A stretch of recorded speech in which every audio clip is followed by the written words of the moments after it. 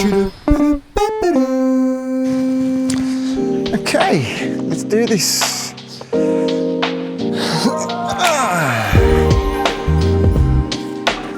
Hello. So, I did a short reel today talking about the 6 basic fears, and at the top of that list is the fear of poverty. I realise in the last couple of years my dislike for talking about money, my dislike for dealing with money, and my complete dislike for people who talk too much about money all stems from a basic fear of poverty.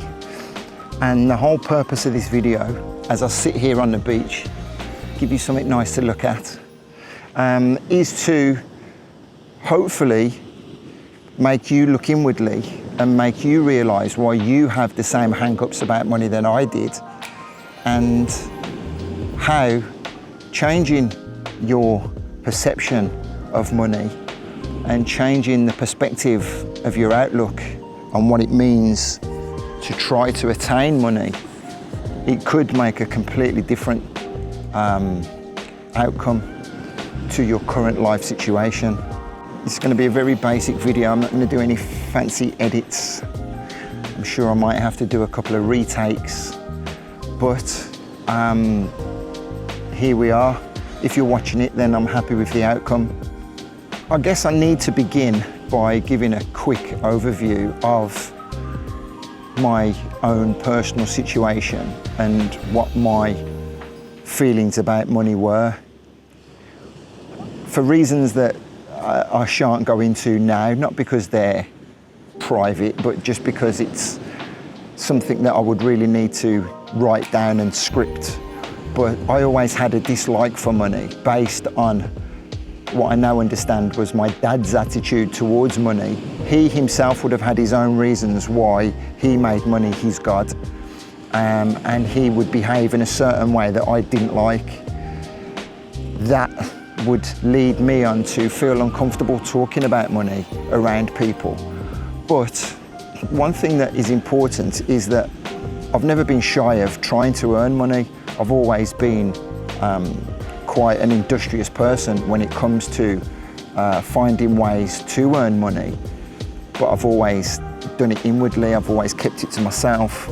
I've never really publicly spoke about how much money I have or haven't got. And as I did say on my reel earlier, people have made their own assumptions as to how much money myself and Michelle have, how we came to create this new life for ourselves here in Spain. And I will say that most of the assumptions that people have made have been so far from the mark, it's unbelievable. However, that's not something I can control, and it's not something that I spend a lot of time thinking about now.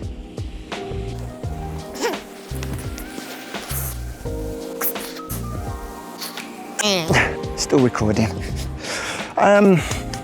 So the reason why I wanted to do this video today was yesterday, after doing a quick reel talking about the 6 basic fears, number 1 being the fear of poverty, it was a massive coincidence that it was the same day that we signed for our 2nd apartment that we now own in Spain, alongside a holiday rental that we purchased last year, and of course the home that we live in that we've had since 2003.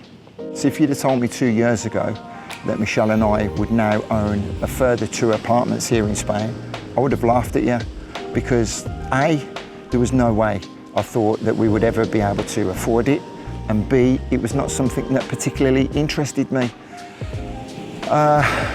Working with Mark Wilkinson as one of his coaching clients, he was able to point out from the language I was using why I disliked money, and it all stemmed back to a basic fear of poverty.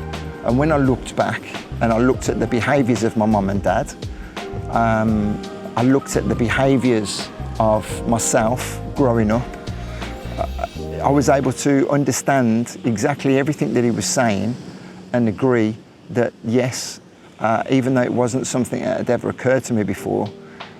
My dislike for talking about money did actually come from the fear of poverty. And it is a debilitating fear to have because it holds you back from so much. Once I was given a different perspective on why money isn't a bad thing, why the pursuit of money isn't actually seen as a negative thing, and why we shouldn't feel guilty about trying to earn money, particularly for myself, because I work with a lot of friends, making websites for them and selling event tickets. There was always a guilt involved of taking money and earning profit from friends. I understand that that's not necessarily a bad thing now, and as long as I'm providing value for the money that I'm asking, then I should continue to do that, and it is what I do continue to do. I've also been able to put more value on the services that I offer, which means that my prices for what I do have increased, and I can't even start to explain it, just by trusting the process and not worrying about people saying no when I quote them for a website. I've been able to double pretty much what I used to charge, and people are still more than happy to pay that because I undervalued what it was that I did, and I undervalued the skills that I had accrued down the years. The same goes for the event that I put on. Definitely value for money in comparison to other events out there, and I hold my head up high when we sell the tickets, and it continues to go from strength to strength. We had a tiny little blip a couple of weeks ago where I understand a fear of criticism led me to make excuses about why we were possibly going to be quieter this year. There was no need for me to make that public announcement. However, again, getting deep into the therapy, there are reasons for that, and I am on a journey myself. I'm still learning to become a better person. I'm still learning to fight the fears, and every day is a... Would you believe it? The phone was in the sun and it overheated, so I'm gonna share some of this footage on my walk home as you continue listening to the words.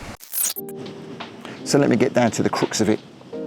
Going from feeling relatively comfortable in life, relatively speaking, as I say, financially, we've never really had a great deal, but relatively speaking, and I've mentioned this before, if I wanted to go out for a meal tomorrow night, I could afford to go out for a meal tomorrow night. There have been times in the past where I would not be able to afford a takeaway.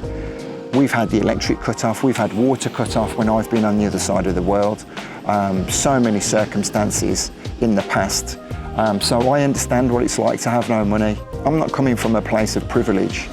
I know what it's like to struggle. And I've still got friends who are in their late 40s and their early 50s who are struggling still, who they themselves wouldn't be able to go for a curry if they wanted to tomorrow. And that isn't a bad thing. But these are circumstances that we can get ourselves out of.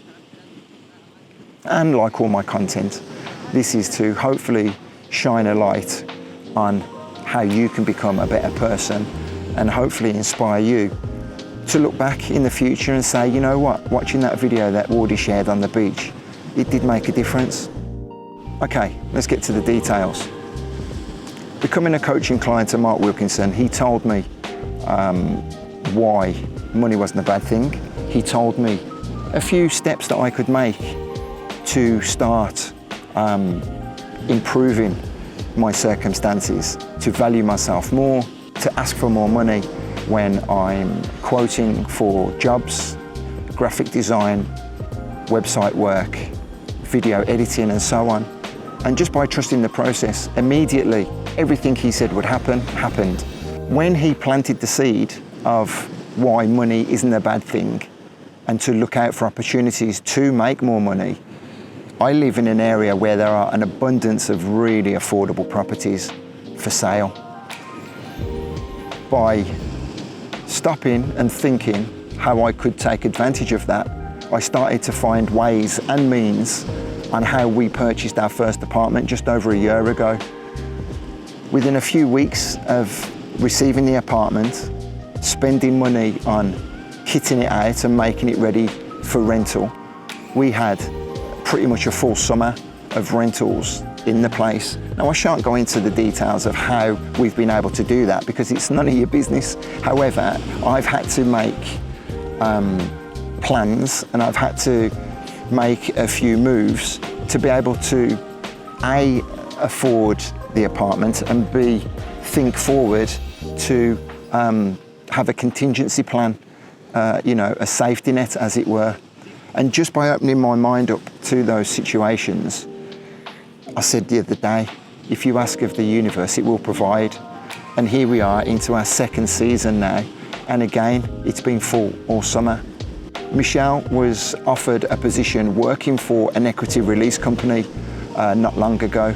And it shone a light on properties that are now available here in Spain, where you can get for a fraction of the price, and the people who own the property continue to live in the property.